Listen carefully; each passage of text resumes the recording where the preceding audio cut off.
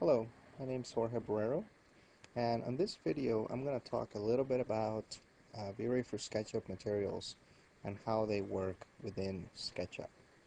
So I'm going to start with the scene that I use for showing the V-Ray physical sky and sun. And in this particular scene, when I look at my SketchUp materials and when I look at the in-model materials, you can see there's no materials in the scene. If I render this, it renders pure white, or at least whatever the white default color it is. It's actually something important to note that the default color is actually not pure white, and that becomes an issue sometimes if you're trying to get just the right light level. It actually has a slight yellow tint to it, but nonetheless, it's the default color in the scene currently. There's no other additional materials.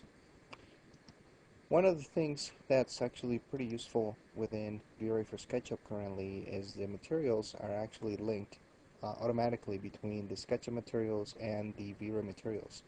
When I open the V-Ray material editor,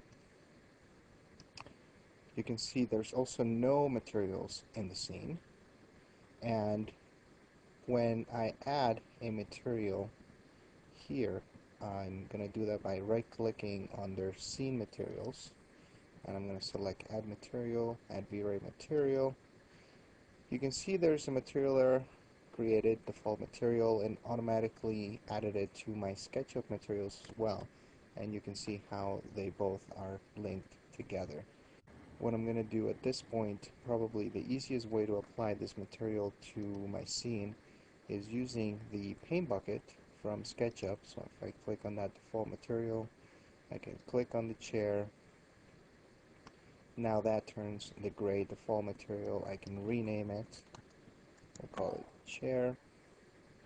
And if I go back to my V-Ray materials, you can see the material name also changes. I can update my preview, and both of the materials are currently linked. When I hit render, you'll notice frame buffer comes up here that the material indeed will be gray.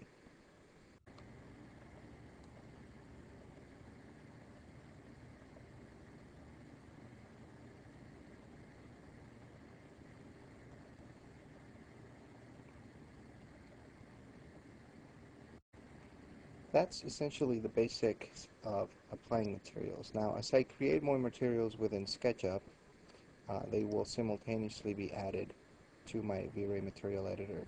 And within each material, one of the things that you can do is add additional layers for either emissive properties, so like self-illuminated materials, reflection layers, or refraction layers.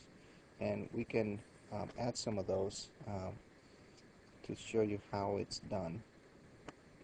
I'm going to make that chair a little bit reflective, and the way to add reflection layers is by right-clicking on the layer that you want to add, and you will get a pop-up that says Add New Layer. When I click on that, you can see it added the reflection category here, and I can click on either the plus sign or the reflection tab here, and you're going to get some settings for reflection. Now, a couple things to understand are, one, there is the capital M to the right of the color, signifying that there's a map or some sort of information that's going to change the type of reflection that we are getting.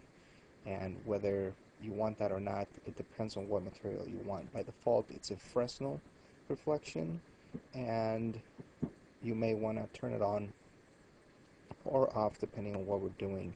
For now, I'm going to go, let's say, for a chrome type material, which indicate I don't need Fresnel reflection. So what I'm going to do is I'm going to click on the M. You can see Fresnel set by default. Instead of Fresnel, I'm going to select none,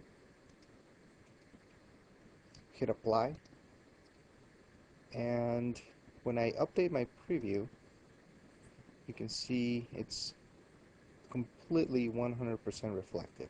And that's the second thing to understand. Within reflection, the color itself indicates how much reflection you're going to get, meaning white equals 100% reflection and black equals no reflection. So with a chrome material, I'm going to go with white, given that it's almost like a mirror type material. I can close that material editor, and now I'm going to hit render again to see the results. And here we go. With the chrome material on the chair, you can see how it's reflecting the ground and it's reflecting the sky. Now, one of the things that's important to note, and as we zoom in here, you can see there's a little bit of faceting going on in our geometry. And this has to do with the geometry itself, but actually more importantly, whether the smoothing in SketchUp is applied to the object or not, and whether that object is grouped or not.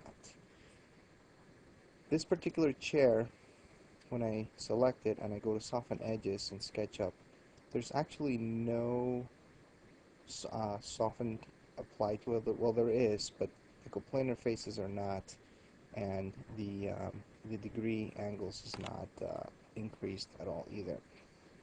So one of the things I'm going to do is I'm actually going to soften the coplanar edges, and I'm also going to increase the angle between the normals here to get rid of some of those horizontals that were showing up. And sometimes you may have to ungroup and then regroup the object to get this to work. So what I'm going to do is I'm going to explode this, and then I'm going to regroup it, and we'll see if that helped smooth out some of the faceting that I have in my model. There it is, exploded, and I'm just going to regroup it.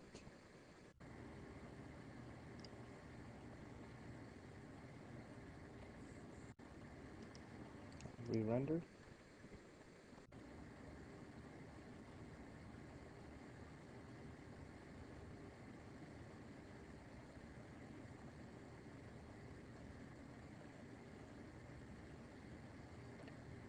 And here it is. Now you can see that after we did that operation, the smoothing now is corrected. I don't see any faceting within my model, and that may be a step that you may have to take depending on whether you bring in models imported or whether you create them here. So just keep that as a small tip. So one of the last things I would recommend is when you're going to apply materials to your scene, do a first pass using all the materials in SketchUp, and then you can go into V-Ray Material Editor and tweak those materials with the addition of layers, refraction, reflection, emissive materials, etc.